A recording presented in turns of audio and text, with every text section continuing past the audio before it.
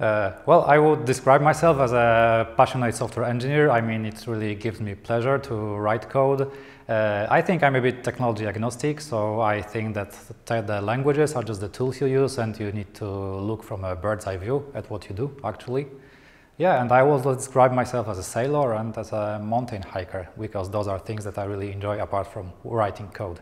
This was basically about, this is also code in Scala, because I'm switching a bit between Java and Scala. The current project I'm working on is in Scala. And it's about securing API access, so analyzing traffic to the APIs you have and then finding out what's good, what's wrong. So it's basically in the security field. In terms of programming or in general? I would say it's open. Yeah, so, well, I think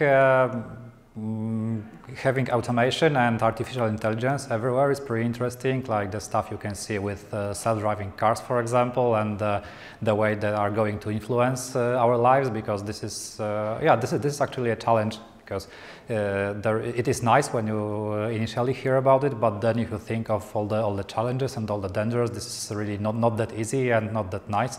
So I'm really eager to see how this is going to develop in the future and what it's going to look like in, I don't know, 10 years. Are we all going to like keep driving our cars, or will everything be hands-free?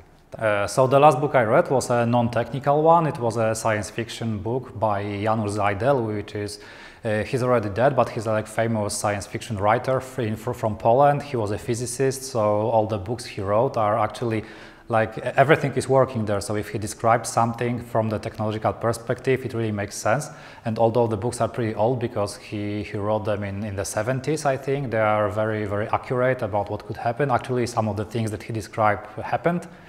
Some of them didn't happen, but they are really, it's like they could happen. So this is not really completely abstract. And I really liked it. I'm not much into science fiction books, but from this author, this was the second book I read, and I really enjoyed it. So it's in Polish. I'm not sure there are translations, but if there are, I still recommend it. Well, first of all, because of the place where it happens, because I really enjoy it here. I mean, I could live here. I really like Marbella and everything here.